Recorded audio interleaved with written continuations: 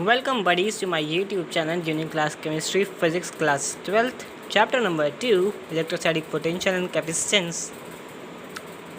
हम कर रहे थे चैप्टर उसका आज पार्ट 13 एंड फाइनल पार्ट आज है और कल से हम करेंगे चैप्टर नंबर 3 करंट इलेक्ट्रिसिटी।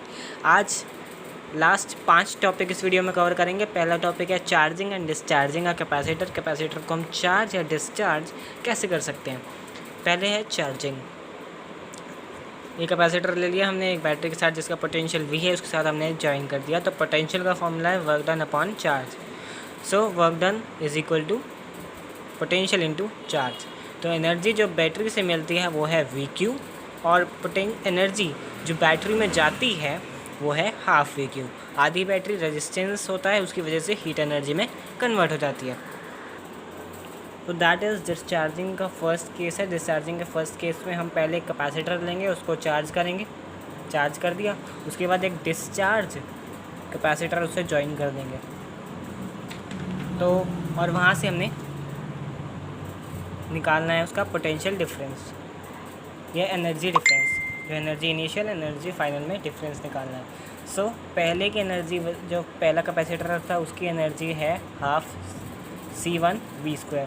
ये पहला कैपेसिटर इसको हमने चार्ज किया था, इसकी एनर्जी जो है initial energy without joining this capacitor that is half C1Vc²। Final जब जोड़ने के बाद हुई हाफ C1Vc²। Vc है कॉमन पोटेंशियल, दोनों का एक ही पोटेंशियल होगा क्योंकि हमने पोटेंशियल डिफरेंस नहीं किया है। Half C1Vc² plus half C1 या C2Vc², दोनों को ज्वाइन किया तो ये फाइनल बन गया। अब दोनों पे नेट चार्ज, पूरे कैपेसिटर की सर्किट पे नेट चार्ज हुआ Q1 प्लस Q2। अब Q हमारे पास है C इंटू V, तो C1V is the net and C1Vc plus C2Vc। उसको हम आगे बढ़ाएंगे तो हमारे पास बनेगा C1V is equal to V, common potential common आ जाएगा, और C1 प्लस C2। Vc का फॉर्मूला हमने यहीं से निकाल लिया, that is C1V upon C1 plus C2। Energy difference है तो इनिशियल में से फाइनल माइनस करेंगे, that is initial and that is final, दोनों का हमने माइनस किया। अगर पॉजिटिव वैल्यू आती है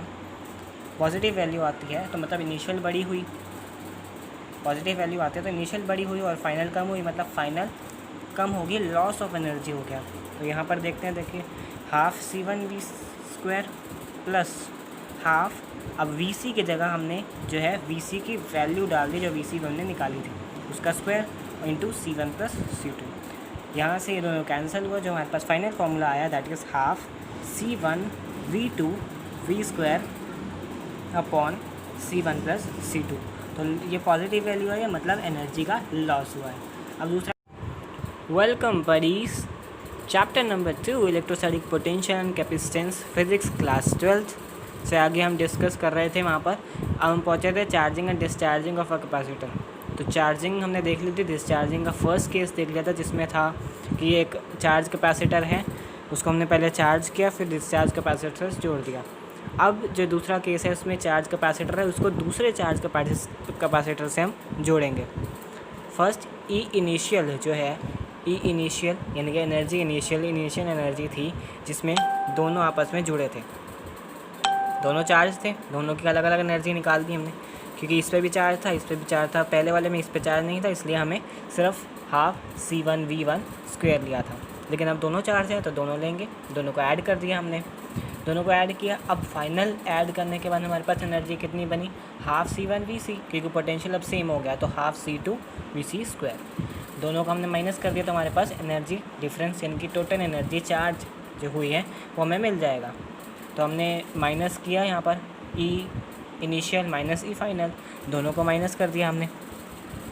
तो माइनस करने के बाद जो हमारे पास C1V1 जो हमारे पास नेट एनर्जी आने वाली, नेट चार्ज आने वाला है वो है C1V1 plus C2V2 is equal to C1Vc plus C2Vc।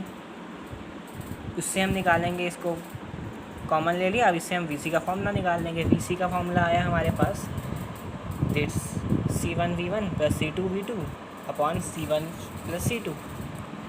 फिर से हम वही लगाएंगे क्योंकि अब Vc हम रख देंगे, Vc जहाँ कॉमन आया था उसकी जगह हम Vc का ये फॉर्मूला रख देंगे जो अभी आया हमारे पास, ये फॉर्मूला, उसकी जगह हम Vc का ये फॉर्मूला रख रहे हैं।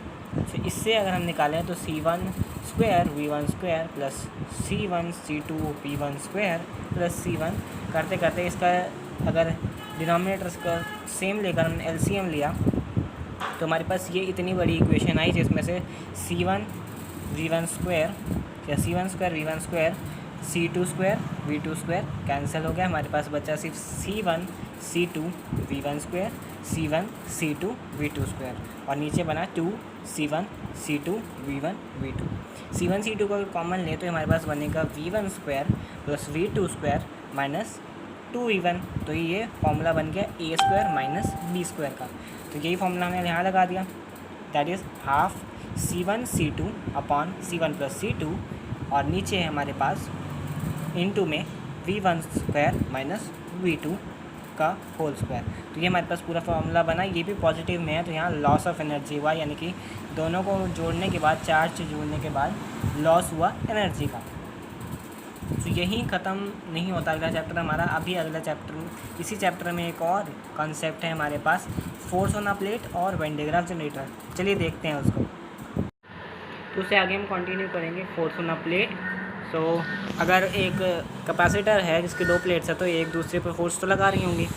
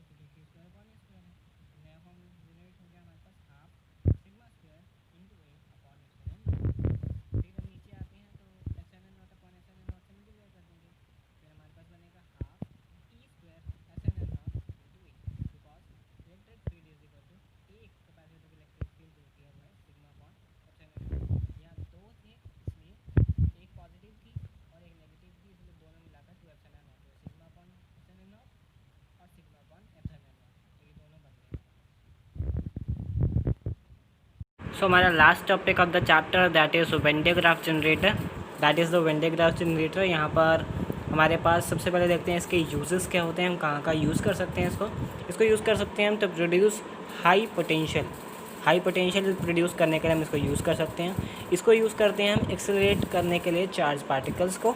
इसको हम यूज़ करते हैं to produce different radioactive elements, जैसे यूरेनियम से क्रिप्टॉन को चेंज करना या उसको प्रोड्यूस करने में हम उसको यूज़ कर सकते हैं।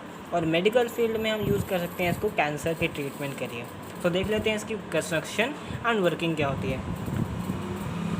यहाँ पर हमारे पास सबसे पहले है 2 पुलीज, एक पुली मोटर अटैच है जो घूमती रहेगी, उसे कनेक्टेड है एक कन्वेयर बेल्ट जो है इंसुलेटिंग बेल्ट जो घूमती रहेगी इस दोनों पुलीज के ऊपर। एक मेटल ब्रश है जिससे कनेक्ट किया हुआ है हमने हाई वोल्टेज को, जिससे यहाँ पॉजिटिव चार्ज आ रहे हैं और इसी कन्वेयर बेल्ट के थ्रू ही ट्रैवल कर जाएंगे ऊपर। यहाँ दूसरा एक मेटल ब्रश लगाया हुआ है जिससे ये चार्ज पार्टिकल जो है बड़े वाले कंडक्टिंग स्फीयर पर आ जाएंगे। और ये पूरा है कि इंसुलेटिंग कॉलम में इसको हमने कवर किया हुआ है। नीचे ये मोटर ड्राइवर है, यहाँ पे एक मोटर लगा देंगे, उससे ये पुली चलेगी और ये पूरे चार्ज जो हैं तो यहाँ से चार्ज आ रहे हैं वो यहाँ पर ऊपर चले जाएंगे और इसी ब्रश से ये पूरे मेटल स्फीयर पर, कंडक्टिंग स्फीयर पर ये कलेक्ट हो जाएंगे। और उसके बाद जब भी अगर हम कोई भी इसको छू लें तो उसकी बॉडी में पॉजिटिव चार्ज आ जाएंगे। पॉजिटिव चार्ज आने के कारण सारी जगह पॉजिटिव चार्ज आ जाएंगे तो हमारे बिल्कुल टिप तक, यानी कि हमारे हेयर तक के जो है पॉजिटिव चार्ज पहुंच जाएंगे और हमारे सारे एक एक करके हेयर में पॉजिटिव चार्ज कलेक्ट हो जाएंगे। तो पॉजिटिव चार्ज क्या करेंगे, एक दूसरे को रिपेल करेंगे, उसकी वजह से हमारे जो बाल हैं, जो हमारे हेयर हैं, वो खड़े हो जाएंगे, सारे के सारे एक दूसरे के दूर दूर जाने लगेंगे, जितना दूर वो जा सकते हैं उतना दूर। So that is the final